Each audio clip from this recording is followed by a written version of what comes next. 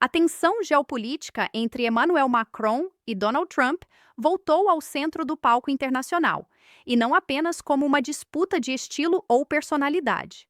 O que se desenha agora é um choque direto entre duas visões de mundo: o America First, defendido por Trump, e o que Macron tenta estruturar como Europe First, uma estratégia que busca redefinir o papel da Europa no século XXI. Essa colisão, embora envolta em gestos diplomáticos e declarações públicas amistosas, carrega uma disputa profunda por influência, autonomia estratégica e, em última análise, liderança no Ocidente. Desde o início do primeiro mandato de Trump, Macron acreditava, e até se gabava, que poderia administrar o presidente americano. Nos bastidores de encontros europeus, o francês dizia aos colegas que tinha a habilidade de bajular Trump, confrontá-lo quando necessário e mantê-lo dentro do círculo de decisões ocidentais. De fato, por um breve momento, essa estratégia pareceu funcionar. Trump foi recebido em Paris com desfile militar, tapete vermelho, jantar de gala e uma estética cuidadosamente pensada para impressionar. Ele chamou Macron de grande amigo, e muitos analistas acreditaram que ali nascia uma parceria duradoura. Mas Macron subestimou o peso da doutrina America First. A química política entre os dois líderes rapidamente alternou entre cordialidade e rivalidade.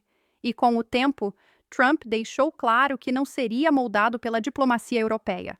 Ao contrário, ele esperava que os aliados assumissem responsabilidades proporcionais dentro da OTAN, aumentassem seus gastos militares e parassem de contar com o dinheiro americano para sustentar a segurança do continente. Macron, por sua vez, interpretou a ascensão de Trump como uma oportunidade para mostrar que a Europa poderia voltar a agir como potência independente. Cada provocação, cada ironia e cada gesto calculado serviram como ferramenta para reforçar sua mensagem interna.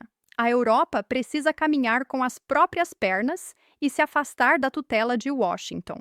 A compra de 100 caças Rafale pela Ucrânia, uma escolha politicamente sensível, fez parte desse tabuleiro.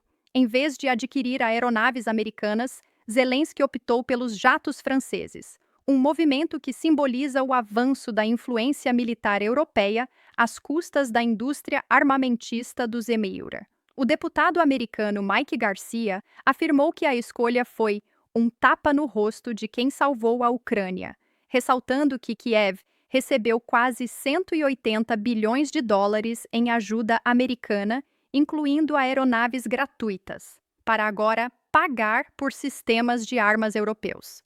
Esse episódio expõe de forma cristalina a disputa silenciosa entre Washington e Paris. Para Macron, vender caças franceses é mais do que um contrato, é uma mensagem política. Para Trump e muitos conservadores americanos, é um gesto de ingratidão que evidencia o interesse europeu em enfraquecer a influência militar dos Estados Unidos. Mas a disputa não para aí. Macron deu outro passo estratégico ao reconhecer um Estado palestino na ONU, contrariando abertamente a posição americana.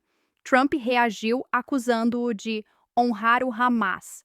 Não se trata apenas de divergência diplomática, mas de Macron tentando posicionar a França como mediadora global, mesmo à custa de confrontos com Washington.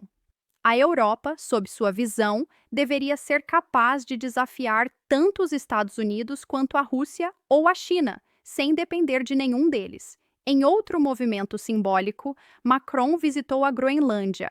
A viagem, aparentemente discreta, foi, na verdade, uma demonstração clara. A Europa não tolerará as ambições americanas sobre áreas estratégicas no Ártico. Trump, no passado, expressou interesse em comprar a Groenlândia da Dinamarca, atraído por seus recursos minerais e sua posição militar estratégica. Macron respondeu de forma indireta, mas contundente: a Europa não está à venda. Esse jogo geopolítico, embora muitas vezes pareça personalista, revela muito mais. Mostra que Macron tenta se consolidar como o líder da defesa europeia. Mostra que ele busca ocupar o espaço deixado pela Grã-Bretanha após o Brexit e pela Alemanha, atualmente fragilizada por crises internas. E mostra também que, para ele, a Europa não pode ser apenas uma aliada dos EUA, deve ser uma força autônoma, capaz de confrontar Washington quando necessário. A analista Liana Fix, do Conselho de Relações Exteriores, observa que cada movimento de Macron parece calculado para lembrar Trump de que a América não dita mais todos os roteiros. Essa frase sintetiza perfeitamente a ambição francesa: libertar a Europa da dependência americana que vem desde a Segunda Guerra Mundial. No entanto, esse plano enfrenta obstáculos reais. A França não possui a força financeira para sustentar sozinha a defesa europeia. A Alemanha já projeta superar Paris nos gastos militares, chegando a 162 bilhões de euros até 2029. Isso mostra que a liderança europeia não é algo unilateral e que Macron, por mais ambicioso que seja, ainda precisa navegar em um continente politicamente fragmentado. Ainda assim, o presidente francês mantém sua postura confiante e, ao mesmo tempo, provocadora. Tanto que, em setembro, durante a Assembleia Geral da ONU, Macron chegou a ligar para Trump para reclamar que a comitiva americana estava causando trânsito em Nova York. O episódio, que viralizou em vídeo, mostra bem a mistura de camaradagem e tensão que define a relação entre os dois líderes. Trump, por sua vez, não perde a oportunidade de provocar. Em entrevista a Laura Ingraham, quando questionado sobre dar-se bem com o mundo, ele respondeu: "Com o mundo, sim, com os franceses, não." E quando Ingraham insinuou que a França seria mais confiável que a China, Trump rebateu: "Não tenho tanta certeza", citando tarifas comerciais francesas.